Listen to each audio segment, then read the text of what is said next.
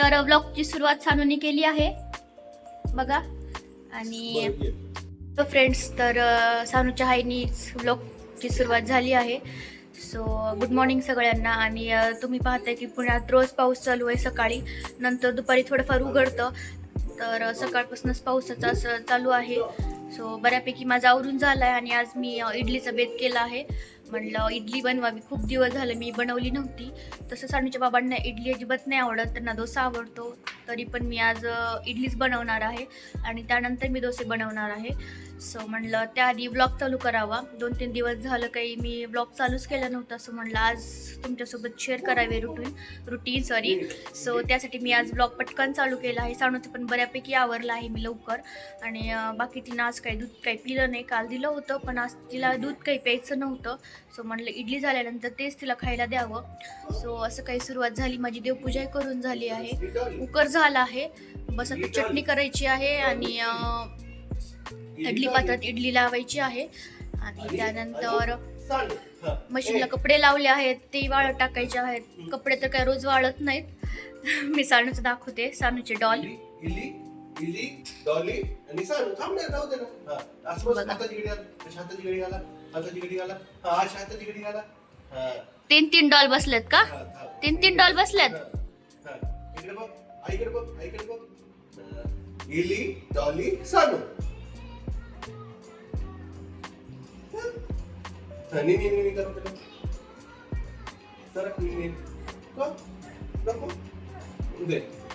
त्याचा तो स्पॉट झालाय, तिथून सोफ्याच्या पलीकडून सगळ्या गोष्टी टाकून देते. बऱ्यापैकी गोष्टी तिने तिकडे पाडल्या आहेत. आता तिला झोपी घालायचं त्याला.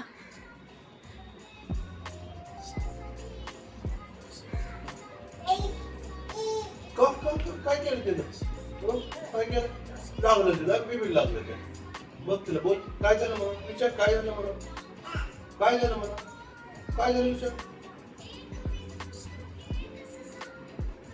डायपर चेंज करा बेबीचं. डायपर चेंज करा. चेंज कर डायपर. तर असं काही चालू असतं सानूचं दिवसभर. सो तर मला पटापट आवरून घ्यायचं आहे. इडली पण बनवायची आहे. सो म्हणलं नाश्त्याचं स्किपच आहे. सो आमचा ब्रंच होणार आहे आज. ना ब्रेकफास्ट ना लंच, ब्रंच होणार आहे. सो त्याची तयारी करायची मला पटपट. सो मी पटकन बनवायला घेते, नाही तर फार उशीर होईल मला. त्यानंतर सानूलाही पण खाऊ घालायचं आहे. सो मी भेटते लवकरच. तोपर्यंत बाय.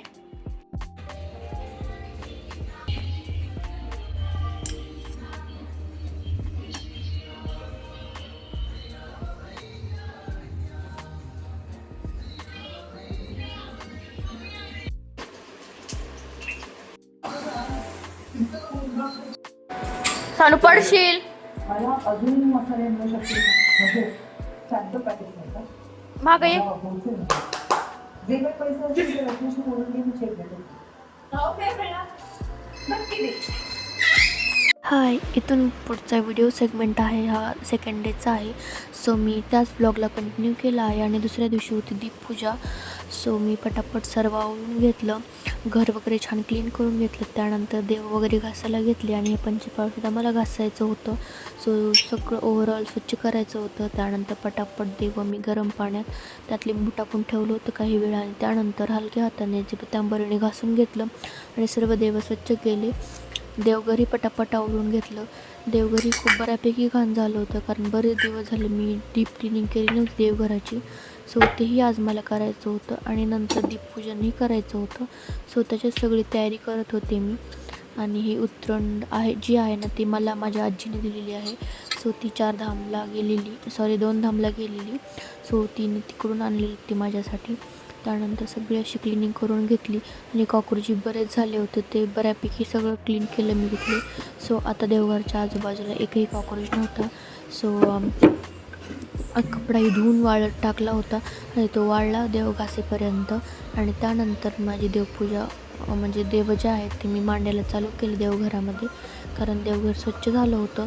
त्यानंतर स्वामी समर्थ महाराजांची मूर्ती ठेवली. त्यानंतरचे आम्ही मोरगावच्या निसर्गटेकचे गणपती 2 आणले. सो ते पण मी देवघरातच ठेवले. सो एक असं करत प्रत्येक देवाची मांडणी छान प्रकारे करून घेतली आणि छान अशी देवपूजा केली.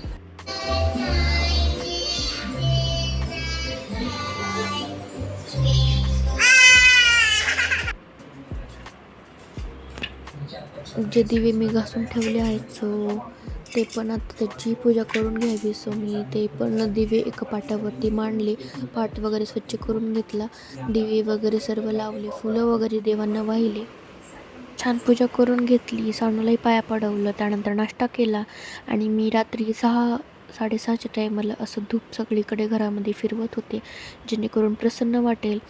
आणि त्यानंतर आता काही सणवार चालू होत आहेत.